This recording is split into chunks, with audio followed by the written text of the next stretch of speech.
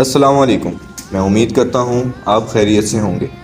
آج کی ہماری اس ویڈیو کا ٹاپک ہے کل قیامت کے دن مسلمان بن کر حاضر ہونا حدیث کی روشنی میں۔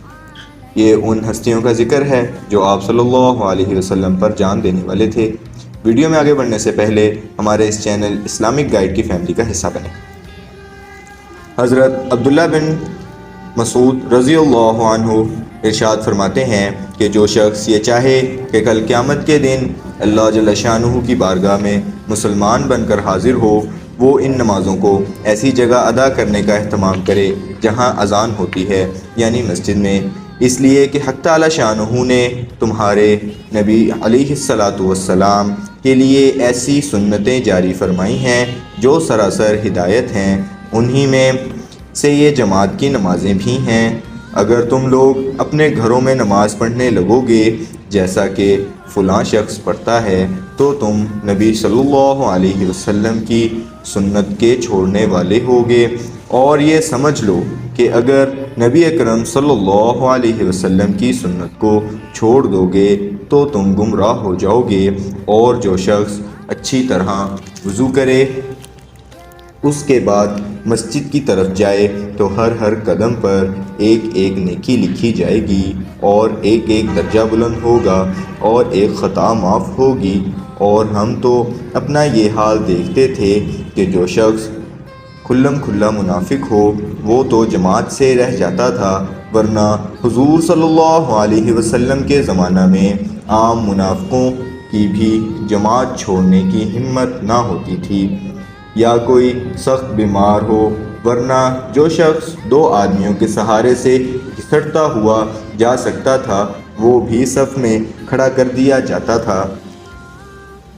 صحابہ اکرام رضی اللہ عنہم اجمعین کے ہاں جماعت کا اس قدر اہتمام تھا، اگر بیمار بھی کسی طرح جماعت میں جا سکتا تھا تو وہ بھی جا کر شریک ہو جاتا تھا، چاہے 2 آدمیوں کو کھینچ کر لے جانے کی نوبت آتی۔ اور یہ اہتمام کیوں نہ ہوتا جبکہ ان کے اور ہمارے آقا نبی اکرم صلی اللہ علیہ وسلم کو اسی طرح کا اہتمام تھا۔ چنانچہ حضور اقدس صلی اللہ علیہ وسلم کے مرض الوفات میں یہی صورت پیش آئی تھی کہ مرض کی شدت کی وجہ سے بار بار غشی ہوتی تھی اور کئی دفعہ وضو کا پانی طلب فرماتے تھے۔ اگر ایک مرتبہ وضو فرمایا اور عباس رضی اللہ عنہ اور ایک دوسرے صحابی رضی اللہ عنہ کے سہارے سے مسجد میں تشریف لے گئے کہ زمین پر پاؤں مبارک اچھی طرح جمتا بھی نہ تھا۔ حضرت ابو بکر رضی اللہ عنہ نے تعمیل ارشاد میں نماز پڑھانا شروع کر دی تھی۔ حضور صلی اللہ علیہ وسلم جا کر نماز میں شریک ہوئے۔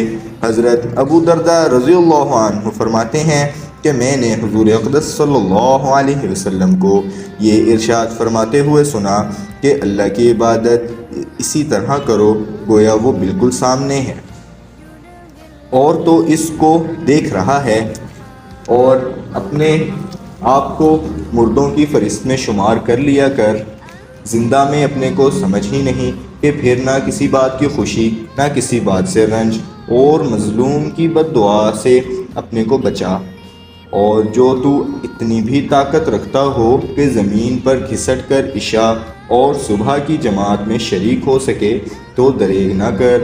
ایک حدیث میں ارشاد ہے کہ منافقوں پر عشاء اور صبح کی نماز بہت بھاری ہے۔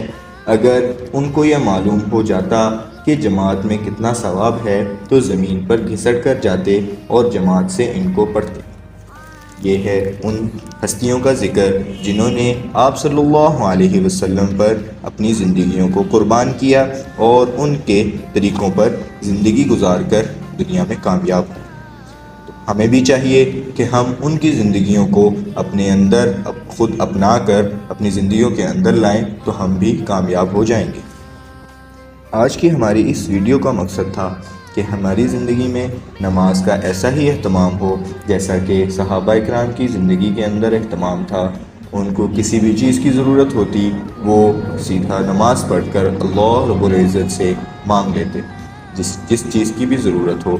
جب آپ صلی اللہ علیہ وسلم کو اللہ تعالیٰ نے نماز تحفے میں دی تو صحابہ اکرام نے خوشیاں منائیں کہ ہمیں اللہ رب العزت سے براہ راست لینے کا ذریعہ مل گیا۔ اس طرح کی اور ویڈیو کو دیکھنے کے لیے ہمارے ساتھ بنے رہیں۔